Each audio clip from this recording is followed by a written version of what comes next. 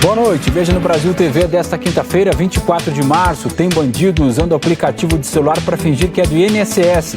E também tem golpe no mercado imobiliário, o cliente paga e não recebe.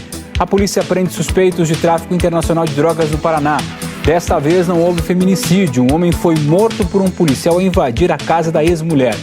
E mais, no Dia Mundial da Tuberculose, quem já teve a doença dá o alerta, é bom prevenir.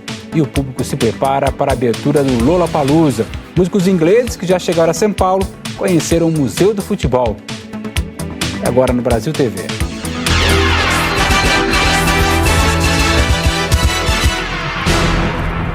A gente começa o Brasil TV com um alerta. Tem um novo golpe na praça, um aplicativo que parece do INSS, mas pega os dados dos contribuintes.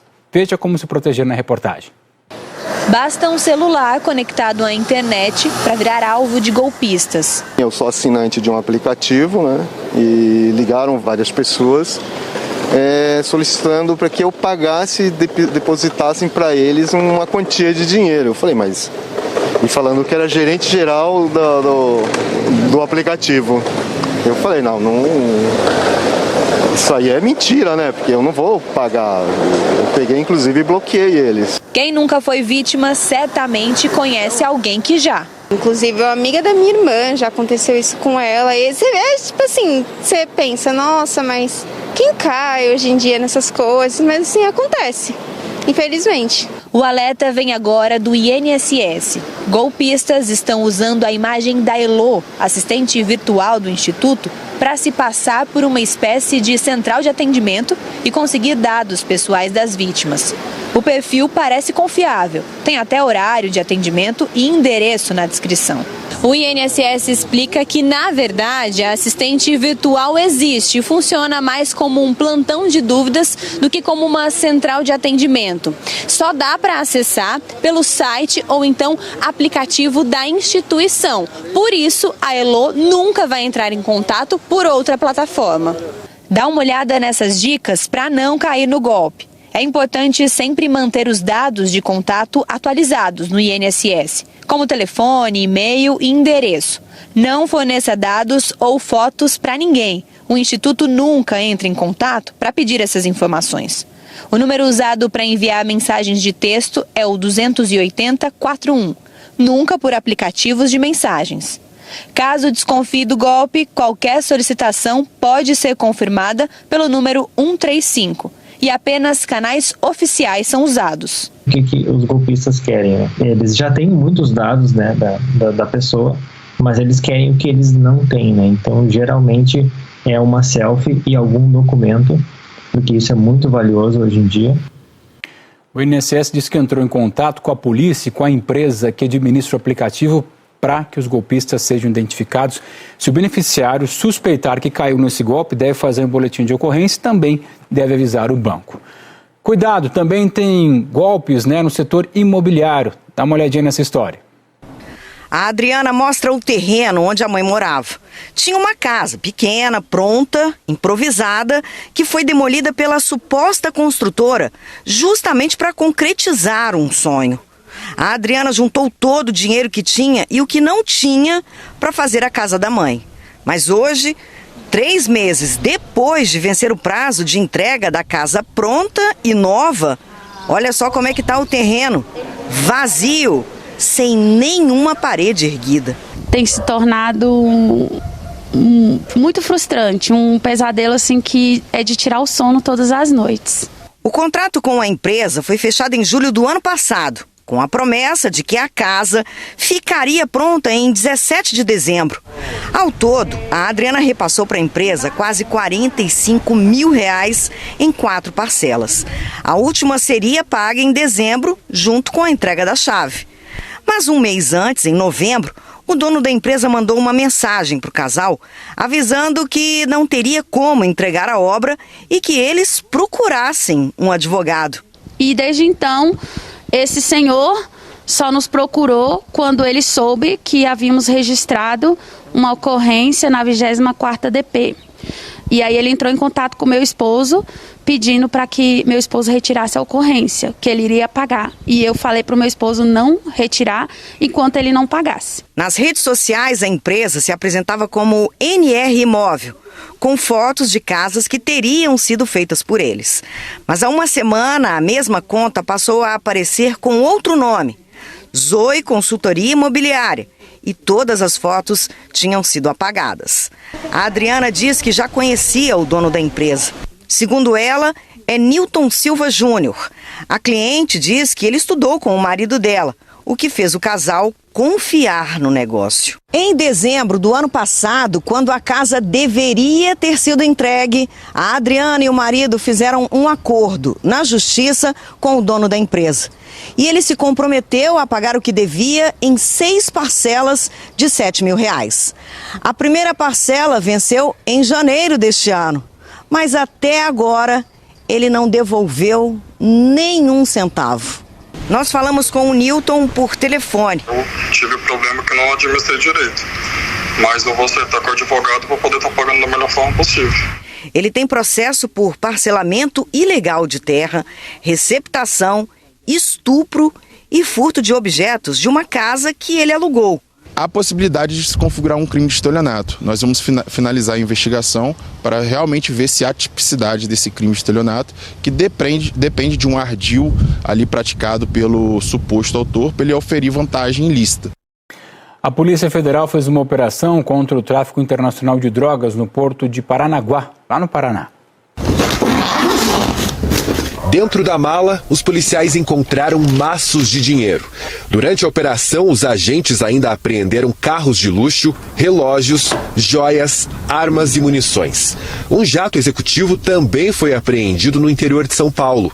A Polícia Federal cumpriu os mandados em 16 cidades no Paraná, Santa Catarina e em São Paulo. As investigações começaram em 2019, depois de apreensões de cocaína feitas 2 anos antes no Porto de Paranaguá. No ano de 2019, onde a gente iniciou as investigações, foram apreendidas aproximadamente 15 toneladas de cocaína, sendo que mais da metade dessas toneladas são fruto da operação dessa quadrilha. Durante as investigações, a Receita e a Polícia Federal descobriram um grande esquema de tráfico internacional de drogas. De acordo com a PF, os criminosos aliciavam caminhoneiros e funcionários do Porto de Paranaguá e assim conseguiam colocar a droga de forma ilegal dentro dos contêineres que iam para a Europa. A Polícia Federal acredita que as organizações criminosas, alvos da operação de hoje, tenham ligação direta com a máfia italiana. As organizações criminosas têm trazido graves prejuízos econômicos ao Brasil, tendo em vista que utilizam-se da logística em containers usados na exportação de produtos ilícitos para ocultar droga e fazer a remessa de forma dissimulada. Em razão disso, empresas que atuam nessa área de operacionalização de logística de containers acabam suspendendo as atividades no Brasil por conta dessas ações das organizações criminosas. A Portos do Paraná, empresa pública que administra o Porto de Paranaguá, declarou que as prisões e apreensões foram feitas no terminal privado e que não existe acusação contra colaboradores ou contratados da empresa. A TCP, que administra o terminal de contêineres de Paranaguá, declarou que tem um amplo sistema de segurança e escaneamento das cargas. Um jovem condenado a 26 anos de prisão luta para provar que é inocente. João Vitor vê a juventude passar pela janela, preso em casa por crimes que diz que não cometeu. Eu tinha um projeto de vida totalmente diferente desse. Sempre estudou, terminou o 2º grau, estava pensando em entrar na faculdade quando tudo isso aconteceu. A vida da família mudou em dezembro de 2018. Bandidos assaltaram um carro de aplicativo com 2 passageiros na rua Lins de Vasconcelos. Os policiais contaram em depoimento na delegacia que, após ouvirem as vítimas, foram na direção dos suspeitos por 15 minutos, até que encontraram numa escadaria 3 elementos com características que batiam com a descrição. Diante da suspeita, fizeram uma revista e encontraram um telefone celular com Gabriel Ferreira de Aguiar. Os PMs disseram que enviaram fotos dos suspeitos para os colegas mostrarem para as vítimas. Já João Vitor conta que estava jogando no celular com um amigo quando chegou Gabriel. que na época do crime era menor de idade. A gente estava conversando, do nada, daqui a pouco chegou um conhecido nosso, o nosso conhecido Gabriel, parou com a gente com uma mochila nas costas. Quando eu olhei, mas não imaginava que ele tinha cometido um assalto, um crime. Apesar de afirmar na audiência que reconheceu 2 assaltantes, quando prestou depoimento na delegacia, uma vítima disse que reconheceu apenas Gabriel Ferreira de Aguiar como sendo o assaltante armado que atirou no motorista de aplicativo. Outro passageiro também declarou que reconhecia apenas Gabriel como o assaltante armado. As 2 vítimas do assalto assinaram termos de reconhecimento tanto de Gabriel como de João Vitor, apesar de dizerem no depoimento que reconheciam apenas Gabriel. Gabriel Ferreira de Aguiar, o adolescente apontado como atirador, falou ao Ministério Público. Em nenhum momento Gabriel cita João Vitor Nascimento dos Santos. Outros 2 homens prestaram depoimento afirmando que também foram assaltados por Gabriel naquele dia. Eles contaram que o comparsa do adolescente negro era branco e reconheceram João Lira, um rapaz branco, como o segundo assaltante. Por que a senhora acha que seu filho foi preso então? Porque eles não querem procurar, eles não querem ter esse trabalho, eles sabiam que era um branco. Na audiência de custódia, 2 dias depois da prisão, o juiz entendeu que os indícios de autoria não eram suficientes para manter João Vitor preso. Isso porque as versões narradas pelas vítimas levantavam dúvidas e mandou soltar o rapaz. O processo seguiu e a sentença saiu quase 2 anos depois. 26 anos e 8 meses de prisão em regime fechado por roubo qualificado e corrupção de menores. A defesa recorreu, mas a segunda instância manteve a condenação. As 2 testemunhas que confirmam a versão do João Vitor, o amigo que estava com ele e uma vizinha que diz ter visto os 2 jogando videogame na hora do crime, nunca foram ouvidas em juízo. Eles estão botando a culpa no menino que não teve culpa. O advogado de defesa do João Vitor disse que vai recorrer ao Superior Tribunal de Justiça. A Delegacia de Descobertas de Paradeiros da Polícia Civil do Rio lançou um serviço de alerta de desaparecidos por SMS. A partir da mensagem por telefone, os usuários vão ter acesso ao portal onde estão as fotos das crianças e adolescentes que sumiram no estado do Rio de Janeiro. A expectativa é que esse serviço alcance 3 milhões de usuários. E o número para enviar mensagens é muito fácil, anote aí, 55190. Um homem que ameaçava a ex-mulher morreu baleado depois de invadir a casa dela em Belo Horizonte. Um policial militar atirou contra o suspeito que não aceitava o fim do relacionamento. Uma amiga da vítima, que também estava na casa, foi quem chamou a polícia. Outros moradores do bairro Caiçara, onde o crime aconteceu, também ouviram os tiros. Um barulho estrondo, parecia um tiro, uma bomba, um barulho bem forte, bem alto. Alexandre Zuccherati, de 52 anos, já tem passagens por violência doméstica, ameaça, agressão, furto e estelionato. Ele não aceitava o fim do relacionamento e, por isso, decidiu cometer o crime. Segundo a polícia, o homem invadiu a casa da ex. Ele estava armado e, assim que encontrou com ela lá dentro, fez um disparo. O tiro não atingiu a vítima, mas um policial militar, que é vizinho dela, percebeu toda essa movimentação e, assim que localizou o suspeito, atirou contra ele. O homem morreu na hora. O militar que fez o disparo trabalha na polícia da Bahia. Ele passava férias com a família em Belo Horizonte. Aos militares daqui, ele contou que agiu para defender a vizinha. Ceci Mares Ramos dos Santos, de 50 anos, já tinha medidas protetivas contra Alexandre. Ela não ficou ferida. Uma equipe do SAMU e peritos da Polícia Civil estiveram no local. O corpo do Alexandre foi levado para o IML de Belo Horizonte. A seguir, as atrações do festival Lollapalooza, que começa amanhã em São Paulo.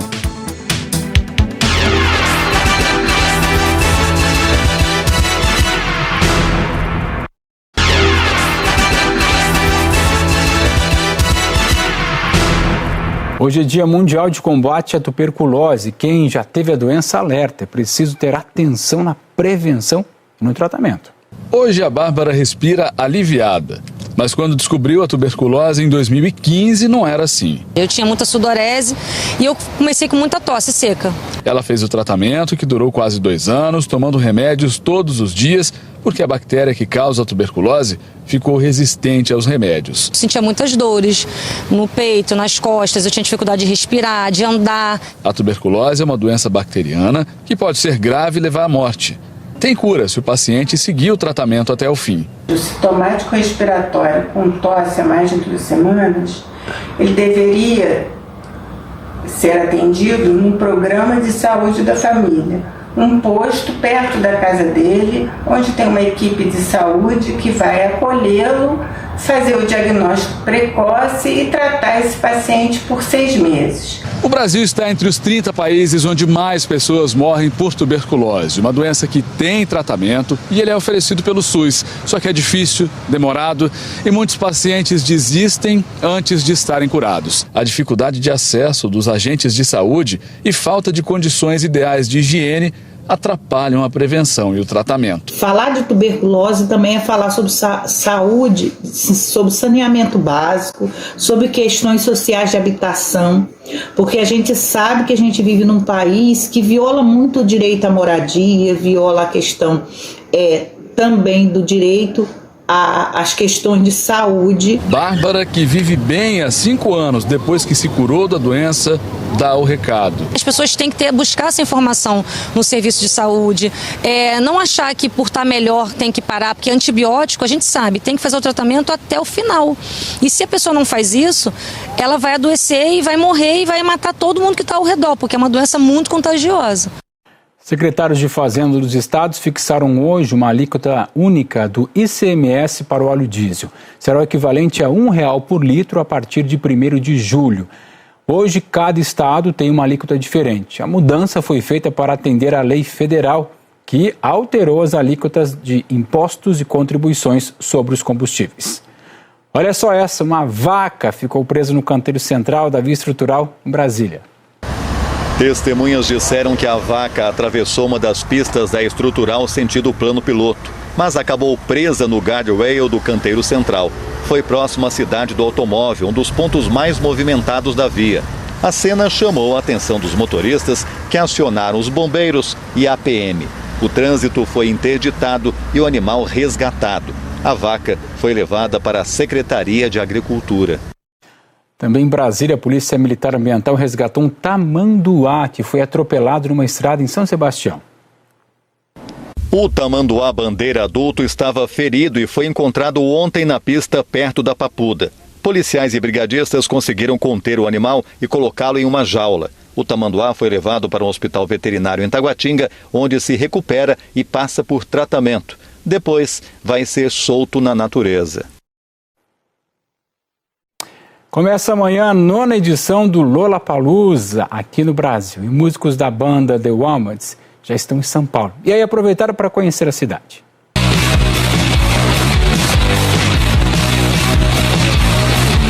A banda The Wombats é uma das atrações de amanhã à tarde do Lollapalooza. O trio de indie rock britânico promete trazer frescor e novidades ao festival. Mesmo há 20 anos na estrada, só agora eles estão realizando um sonho antigo. Nós tentamos tocar no Lollapalooza por 15 anos. Pedimos para o nosso empresário, queremos ir para a América Latina. Estar finalmente aqui é especial. Mas antes de ficar frente a frente com os apaixonados por música, eles tiraram um tempo para conhecer mais do esporte que é paixão dos brasileiros. E vieram logo conhecer o tradicional Museu do Futebol no estádio do Pacaembu. E na entrada deram de cara com uma imagem do Pelé. Eu já perguntei o que eles sabiam sobre o rei do futebol. Apenas que ele é o jogador mais famoso do mundo, basicamente. E os caras do The Wombats vão tocar no mesmo dia do The Strokes, também do indie rock, que fecha a sexta-feira do Lollapalooza.